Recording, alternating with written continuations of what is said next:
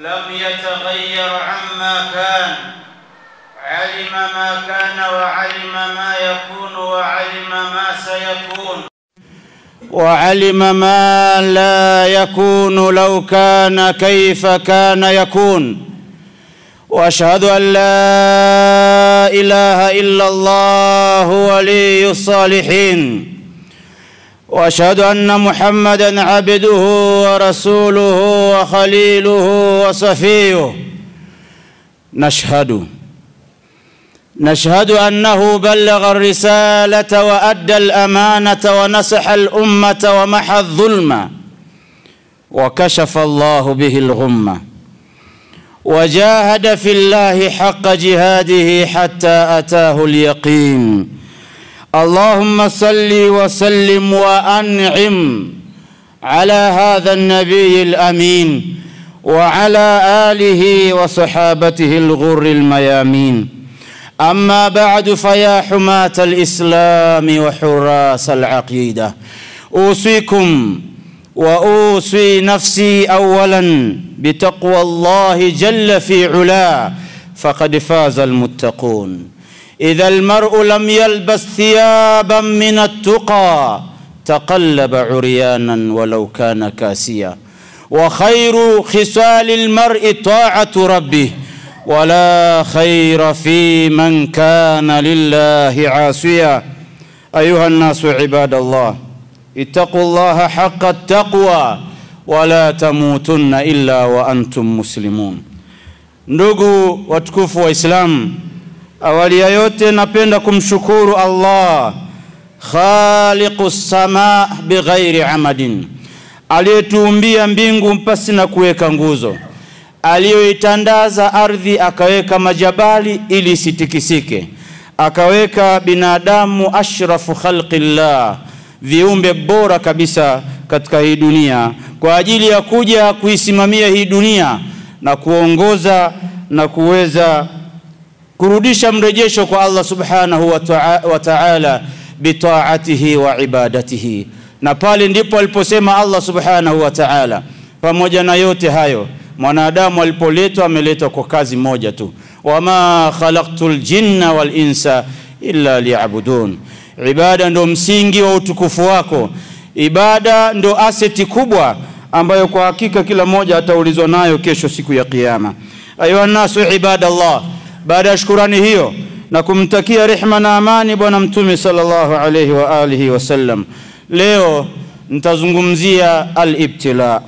Al-ibtila fi lughati al-arabia huwa al-imtihan au al-ikhtibar. Mada yangu nitazungumza habari nzito ya mtihani. Mtihani ndio unomfanya mtu akapanda cheo, mtihani ndio unomfanya mwanafunzi akavuka darasa, mtihani ndio utamfanya mtu akaingia peponi kwa kutahiniwa. Al-ibtilau, mtihani au ikhtibar. Hiyo ni mada kamil inayemtosha mwanadamu akiishi naye, akaitekeleza na akatekeleza majukumu yaliyoko ndani ya imani, yaliyoko ndani ya mtihani, kwa hakika atakuwa amefaulu katika hii dunia yenye muda mfupi sana, lakini akhira atakwenda kula matunda mazuri sana. Wa fil maana shar'i, maana ya kisheria neno ibtila huwa al-ibtila ma yuqaddarahu Allah, ni kile anachokikadiria Allah subhanahu wa ta'ala lilinsani. Amemkadiria mwanadamu Allah subhanahu wa ta'ala khairan au sharra, amemkadiria apate khairi au apate shari katika maisha yake, liyakhtabira bihi, ili aweze kumpa huo mtihani, liya'lama, Allah ajue imanahu, ukubwa wa imani yake, wa sabrahu, ajue ukubwa wa subira alionayo, lakini wa shukra, ajue shukurani na ukubwa wa shukurani alionayo. Bila imani Allah hawezi akajua, ingawaje ana elimu, hakuna kinachojificha kwake, lakini ameweka utaratibu na utaratibu huo inabidi tuambizane kwamba huwezi ukavuka hatua moja kwenda nyingine pasi na kufanyiwa mtihani. Ili ukipewa mtihani wa khairi, Allah anataka angalie, je, utashukuru au utakufuru? Ukipewa mtihani wa shari, Allah anataka angalie, je, utasubiri au utakufuru? Ayuha nasu ibadallah, enyi waja wa Allah, katika suratul Anbiya aya nambari 35 Allah subhanahu wa ta'ala akasema, wanabilukum bisharri wal khairi fitna, na kwa hakika hii dunia tunaiona tutakupeni mtihani, majaribu katika mambo ya shari na katika mambo ya khairi. Kwa hiyo kukiwa kuna shari ni mtihani, kukiwa kuna khairi ni mtihani. Ikiwa ni khairi, Allah anataka angalie shukrani yenu kwake, na ikiwa ni shari, Allah anataka angalie subira yenu kwake. Ndugu zangu katika imani, aina za mitihani ziko mbili. Mtihani bil khair, unatahiniwa kwa kupewa mambo ya khairi. Mithlu, mfano, umepewa mali, ni mtihani mzuri. Au umepewa afya, siha, ni mtihani ambao umewekwa kwenye kategori ya mitihani mizuri. Au umepewa mansib, cheo, nafasi, hadhi katika nafasi yote ulionayo, huo umewekwa kwenye mtihani mzuri ili Allah akupime kwa mali yako. Unamshukuru vipi Allah subhanahu wa ta'ala? Kwa afya yako unamshukuru vipi Allah subhanahu wa ta'ala? Kwa mansibu ulionayo unamshukuru vipi Allah subhanahu wa ta'ala? Na hichi ndicho kipimo cha waliopewa mtihani mzuri ili upate kushukuru. Ndugu yangu katika imani, umepewa mali, mali ni mtihani. Elewa kwamba mali ni mtihani, na mtihani huo unapimwa, atashkur am takfur, utashukuru au utakufuru. Na mitume wametahiniwa kwa mitihani yote miwili. Wametahiniwa kwa mitihani mizuri wakashukuru, wengine wakatahiniwa kwenye mitihani mizito wakasubiri. Washakiru wasabiru kilahuma fil janna, anayesubiri na anayeshukuru wote makazi yao ni peponi. Allahumma ja'alna minhum, Allah tujalie katika hao. Ndugu zangu katika imani, mitihani unayopewa al-ibtila, ibtilaul khair, mfano wa mtihani mzuri katika khairi. Khairi pia imeitwa mtihani. فلنأتي ولنذهب إلى نبينا سليمان عليه وعلى نبينا أفضل الصلاة والسلام. Tuende moja kwa moja mpaka kwa Nabii Suleiman. U'tiya malan wa mulkan wa siha, alipewa vyote. Nabii Suleiman alipewa vyote. Alipewa mali, alipewa afya, alipewa mansib, mulkan adhima, mulkan kabira. Lakini mtihani huo aliufaulu. Sasa wewe mwenye sifa ya Suleiman, uliopewa mali, ukapewa na cheo, ukapewa na afya, mtazame royo modo wako ambaye ni Nabii Suleiman. Wewe sio wa mwanzo wala wewe sio wa mwisho kupewa hivyo ulivyonavyo sasa. Walipewa watu bora kuliko wewe wakashukuru. Nabii Suleiman alisema, Rabbi auzi'ni an ashkura ni'mataka allati an'amta alayya, ewe Mola, kwa hivi ulivyonipa naomba unigaie kutoka kwako uwezo wa kushukuru ulichonipa. Ndugu yangu mwenye mali, ndugu yangu mwenye afya, ndugu yangu mwenye cheo, muombe Allah akupe, akugaie cha kusema neno la shukurani kwake, utakuwa ni miongoni mwa watu waliofaulu mtihani. Nabiyullahi Suleiman alivyosema hivyo, fakana shakiran lillahi, akawa ni mtu mwenye kushukuru. Hakutetereshwa na mtihani wa siha na afya, hakutetereshwa na mtihani wa mansib, cheo. Ndugu zangu katika imani,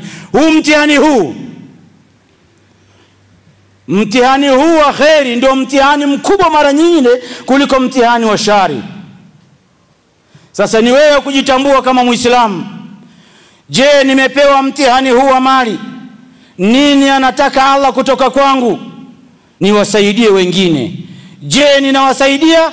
Hapana. Ikiwa ni hapana, nini mwisho wangu? Mwisho wangu utakuwa mbaya. Kaa sasa ukatafakari sasa.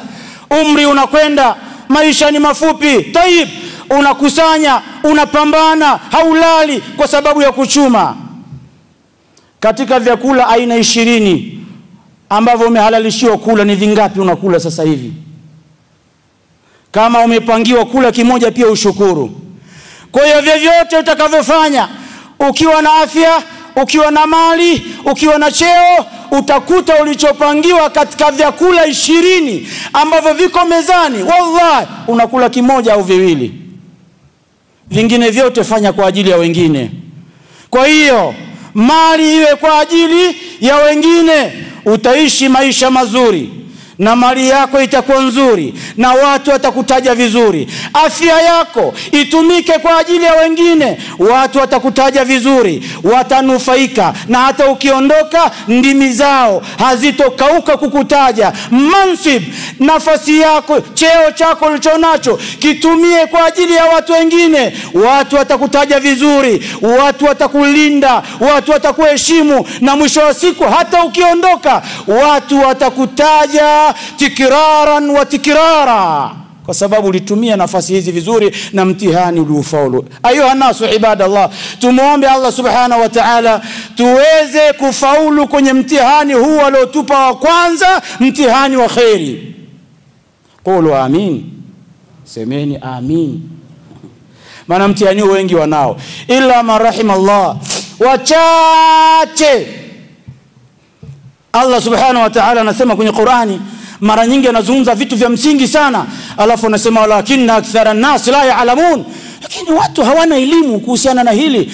Walakinna akthara an-nas, watu wengi, akthar superlative form, akthar, watu wengi mno hawajui hichi anachozungumza Allah subhanahu wa ta'ala. Alafu kwenye jambo la kushukuru, umepewa afya shukuru, umepewa neema ya mali shukuru, umepewa uongozi shukuru. Allah katika shukurani akasema wa qalilun min ibadi ash-shakur, ni wachache katika waja wangu wenye kushukuru. Umar ibn al-Khattabi amirul mu'minin wa pili baada ya Abu Bakar Siddiq, aliachiwa kijiti na bwana Mtume sallallahu alaihi wasallam, wewe utakuwa khalifa. Baada ya Abu Bakar alipofariki, ikakaa bai'a, masahaba wakamchagua Umar ibn al-Khattab, ambaye utakuwa amiri, wewe ndio utakuwa president wa Waislamu.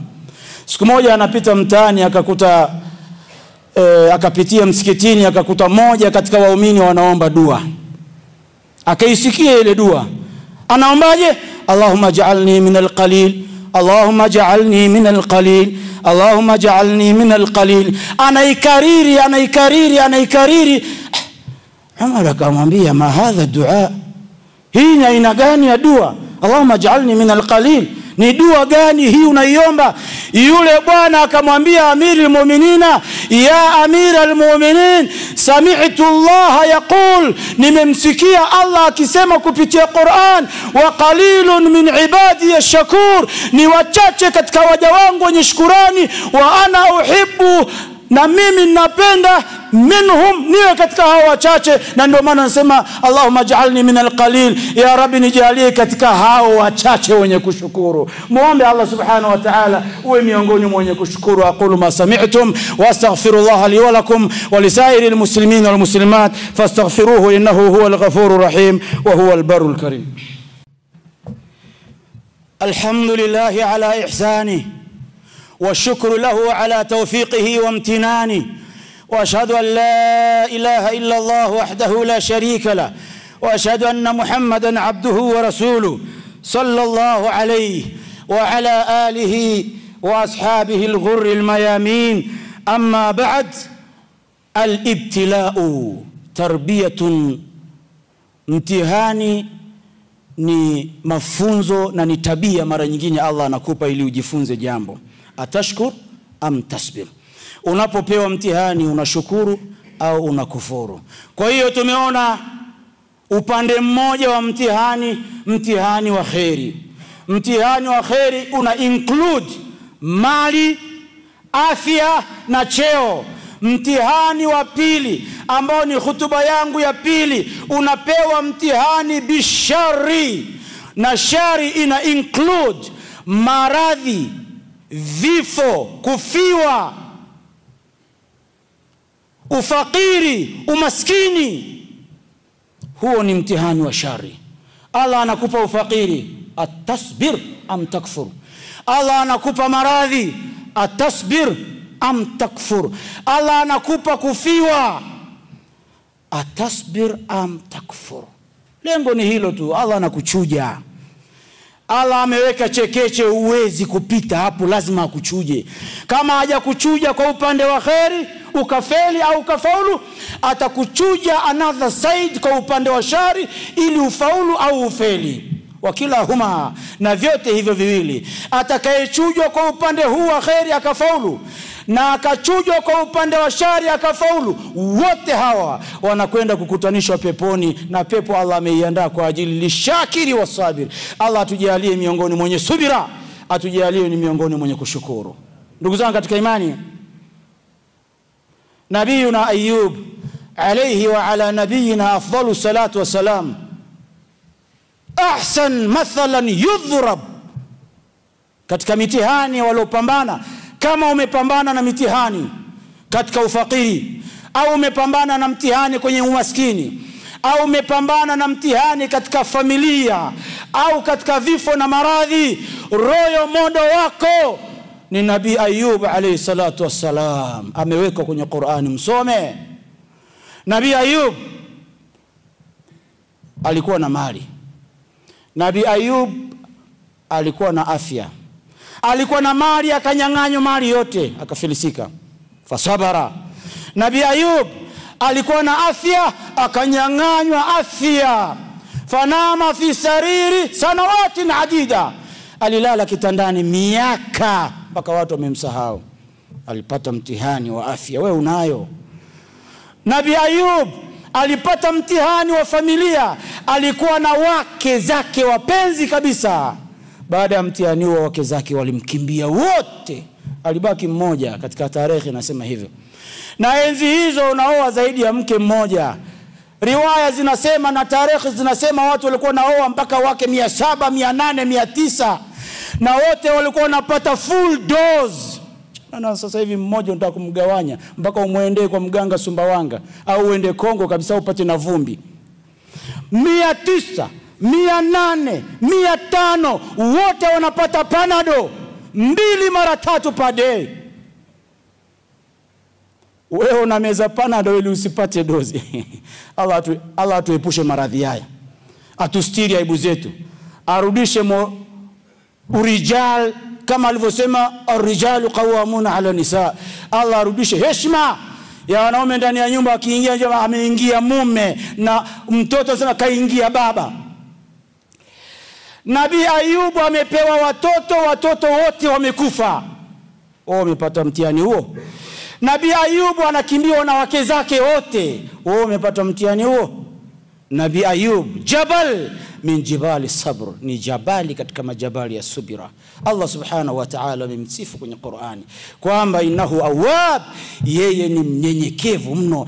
Amepambana na misukosuko akaishinda. Ndugu zangu katika imani, famadha fi hadhihi qissa, kuna jambo gani katika kisa hii? Uelewe kwamba mitihani ya shari unapokumbana nayo sio adhabu kwako, wala sio kwamba Allah akupendi. Ukiona mali imeisha, sio kwamba Allah akupendi, anakupenda. Ukiona familia inaondoka wahid tilwa wahid, mmoja hadi mwingine, mzaa mtoto wa kwanza kapitiliza, wa pili kapitiliza, wa tatu kapitiliza, usiende kwa saa ngoma. Allah anakupenda, anakuepusha na mitihani, anakuchekecha. Atasbir am takfur, utashukuru ama utasubiri ama utakufuru. Allah anakupima. Wa fil imtihan, na juu ya mtihani wowote, yuhanu wa yu'azzu, mtu anakuwa dhalili na mwingine anakuwa mtukufu kwa sababu ya mtihani. Haiwezekani watu wote waende form 5 Haiwezekani watu wote waende chuo. Haiwezekani watu wote wapate kazi. Allah anachekecha kutokana na zile fani ulizonazo ambazo zitakusaidia kwenye kampuni unazokwenda kufanyiwa interview. Tunataka watu wenye sifa hizi, wengine mmefeli. Hivyo Allah anasema kwenye Qur'ani kwamba liyamiza al-khabitha min at-tayyib. Anaweka chekeche, ataka kuchukua watu anaowataka. Ndugu zangu katika imani, hajasema katika suratul Mulk Allah tabarakalladhi biyadihi almulku wa huwa ala kulli shay'in qadir. Ametukuka yule ambaye ufalme uko mikononi mwake, akajisifia mwenyewe alladhi khalaqa almauta walhayata, yule ambaye ameumba kifo na uhai. Liyabluwakum alibtila, liyabluwakum, ili akujaribuni, akupeni mtihani. Ayyukum ahsanu amala, ni nani atatenda matendo best kuliko wengine. Allah anataka quality sio quantity. Kwa hiyo katika matendo yako jitahidi kufanya ibada iwe ni quality sio quantity. Allah hataki wingi, anataka wachache lakini wako kwenye form nzuri. Allah atujalie katika hawa wachache. Yule atakayeleta ujeuri, hataki kujua formula hii, Allah akasema wa huwa al-azizu, yeye ana nguvu, anaweza kufanya chochote. Lakini yule atakayejipendekeza kwake, akaona nimekosea, nastahiki kurudi kwa Allah, al-ghafur, Allah akasema yeye anasamehe madhambi, hana bifu na mtu. Allah hana bifu na mtu. Hata ukifanya madhambi anana sama, yamejaa kuanzia ardhini mpaka mbinguni madhambi yako, kisha ukamwendea chemba Allah akamwambia nisamehe, Allah anasema ghafartu lahu wala ubali, mimi nitamsamehe na wala sintojali watu watasema nini. Hiyo ndio sifa ya Allah. Mara nyingine sifa hiyo binadamu hawana. Ambia wewe unamsamehe vipi yule mtu amekufanyia ufedhuli kama ule? Unajazwa maneno, mwisho wa siku kweli unashindwa kutoa msamaha. Allah amejinadi huwa al-azizul ghafur, yeye ni mwenye nguvu, yeye ni mwenye kusamehe. Kwa hiyo sifa zote lazima uzibalance kwenye maisha yako. Akhiran, ndugu zangu katika imani, kwa nini sasa Allah anatuweka kwenye mitihani? Anataka nini Allah kutoka kwetu? Moja katika hikma ya Allah kutuchekecha kwenye mtihani, kwanza kabisa rafu darajat, anawainua watu kutokana na mitihani hii. Maksi zinatofautiana, huyu kaumwa na huyu kaumwa, huyu kasema alhamdulillah, huyu kasema Mungu mwenyewe hayupo. Kwa hiyo tayari huyu kafeli, huyu kafaulu. Rafu darajat, Allah anataka wainue madaraja. Kwa hiyo hata unayeumwa, mdomo wako uchunge unasema nini kwa Allah. Nabii Ayub alimshukuru Allah subhanahu wa ta'ala. Jambo la pili, kwa nini tunapewa mtihani? Kwa sababu litakfiri dhunub, kwa sababu ya kufutiwa madhambi. Watu wananuka madhambi. Laiti dhambi ingekuwa na harufu, basi tungekimbiana ndani ya nyumba zetu, tungekimbiana mpaka ndani ya misikiti. Unasun, watu wana madhambi, jibal, majabali, milima ya madhambi, lakini kwa sababu hayaonekani na wala hayatoi harufu, Allah amekusitiri, ameficha kila kitu, basi ni wewe mwenyewe kunongona na Mola wako ili akufutie dhambi. Kwa hiyo mitihani mara nyingine ni kwa ajili ya kukuondoshea wewe madhambi uliyafanya kwa siri. Allah anaondoa madhambi yako pia kwa siri. Lakini tatu, tarbiyatun nafsi, ili mitihani hiyo upate nafsi yako kulelewa, nafsi ilelewe vizuri kabisa, kutahammal na iwe na subira, nafsi iwe na subira. Usipokumbana na mitihani huwezi kuelewa subira ni nini. Familia zetu tunazozilea hizi, kama unacho kila kitu kipo, asubuhi breakfast ni burger, mchana lunch anaweka pale vitu vyake, mchana lunch, usiku dina anapata vitu vyake. Siku uje umwambie mtu aliozoea burger, mtoto aliozoea kitu gani ile kirefu kile, sausage, mtoto amezoea mapaja ya kuku kulia na kushoto, yote anashika hivi wakati wa kulia wakula. Mtoto amezoea miaka yote. Leo uje umwambie kuna watu wanapasha kiporo cha ugali akakichoma, halafu kiporo kile cha ugali ananyoya na uji, kwa hiyo ni mahindi kwa mahindi, na anashiba, anasema alhamdulillah. Allahu akbar. Uje umwambie kuna maisha kama hayo, na siku akikutana nayo anaenda anajinyonga au anajipiga bastoni, anasema maisha gani? Hajazoea. Kwa hiyo unapewa shida mara nyingine kwa ajili uje uzoee, utakapopata tabu useme alhamdulillah rabbil alamin. Ayuha nasu ibadallah, enyi waja wa Allah, tarbiyatun nafsi ala sabri wat tawakkal, kuizoesha nafsi juu ya subira kwa matatizo tunayoyapata ni jambo ambalo wazazi inabidi wawalee watoto wao katika mazingira yawe magumu rahisi, lakini aelewe one day wewe utakuwa haupo duniani kama baba ambaye umemtimizia mwanae kila kitu. Atakapoyakosa yale ulomtimizia, atafanya jambo ambalo kwa hakika atafungwa kamba na kamba zitakatika. Jambo la mwisho katika hikma ya kupewa mtihani, tamyiz as-sadiq min al-kadhib, ili tumjue nani mkweli nani mrongo.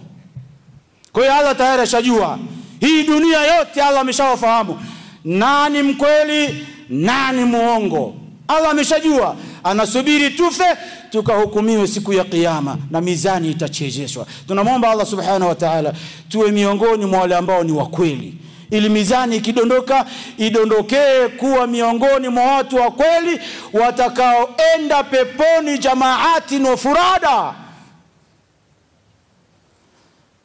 Allahu akbar. Allah tujalie khair.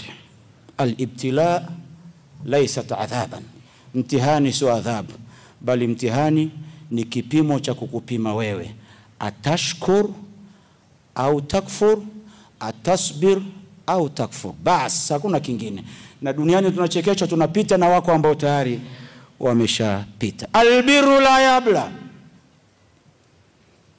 wema hauna desturi ya kuoza. Fanya wema leo, watakula vitukuu vyako ambavyo huvijui sasa hivi kwa wema utakaofanya leo. Fanya wema. Wadhambu la yunsa, na dhambi haifutiki. Itasamehewa lakini haifutiki, ipo pale mikao ifanye ile dhambi. Lau kama sio ule msamaha nisingekusamehe, lakini niliiweka tayari. Wadayanu la yamut, elewa kwamba Allah hafi. Ishma shi'ta fa innaka mayitun, vyovyote utakavyoishi, lifestyle yoyote utakayojipangia, kila mmoja ni maiti mtarajiwa. Hata Mtume sallallahu alaihi wasallam aliambiwa innaka mayitun wa innahum mayitun, wewe ni maiti Mtume na hao watakao kuja wote pia ni maiti. Cha msingi fanya matendo mazuri ili ukalipe mazuri kesho siku ya kiyama. Inna Allaha wa malaikatahu yusalluna ala nabi ya ayyuhalladhina amanu sallu alayhi wa sallimu taslima. Allahumma salli ala Muhammadin wa ala ali Muhammad kama sallaita ala Ibrahim wa ala ali Ibrahim, وبارك على محمد وعلى آل محمد كما باركت على إبراهيم وعلى آل إبراهيم في العالمين إنك حميد مجيد. اللهم ارض عن الخلفاء الراشدين منهم أبو بكر وعمر وعثمان وعلي، وعن بقية صحابة رسول الله صلى الله عليه وسلم أجمعين. اللهم أعز الإسلام والمسلمين وأذل الشرك والمشركين ونكس أعداءك أعداء الدين، واختم لنا بخير منك يا أرحم الراحمين. اللهم اجعلنا لك شاكرين ولك صابرين يا حي يا قيوم، برحمتك نستغيث فلا تكلنا إلى أنفسنا طرفة عين، وأصلح لنا شؤوننا كله، لا إله إلا أنت. اللهم اجعل جمعنا هذا جمعا مرحوما، وتفرقنا من بعده مؤيدا ومعصوما، ولا تدع فينا ولا معنا شقيا ولا محروما. عباد الله، إن الله يأمر بالعدل والإحسان وإيتاء ذي القربى وينهى عن الفحشاء والمنكر والبغي، يعظكم لعلكم تذكرون. اذكروا الله العظيم الجليل يذكركم، واسألوه على نعمه يزدكم، ولذكر الله أكبر، والله يعلم ما تصنعون. وأقم الصلاة.